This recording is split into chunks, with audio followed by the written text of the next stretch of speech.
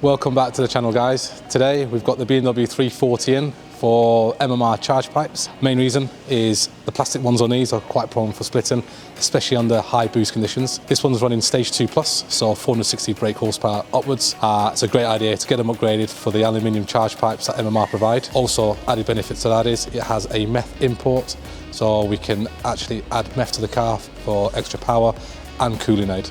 Charge pipes from MMR.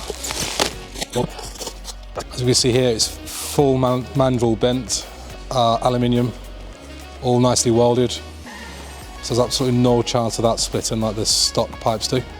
So this is this side that goes into the turbo. Comes with a seal as well. Most don't, but MMR provide the seal with these.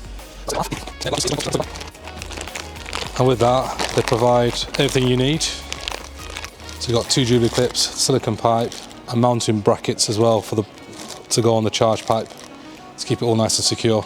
Quite straightforward. And then you need to take the intake off. So it's just a single Jubilee clip top of here. And as simple as that, off it comes. Original charge pipe. You can see here, it's already weeping. Also these are not clamps, these are just the way they come. So it looks like it's been leaking for a while, that. So I might have a closer look at this later to see what's going on with that.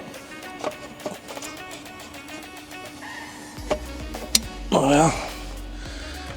This is the top half of the MMR charge pipe. It's MEF ready, so when we want to go and install MEF on the car, it's pretty straightforward. It's right at the top of the charge pipe. Aids for cooling and gets extra power. Right then guys, that's the charge pipe all fitted. It took me around about an hour. Would recommend to have a professional to fit it, but it can be done at home if you've got all the right tools. And that's it. Don't forget to like and subscribe and share when possible. Thank you.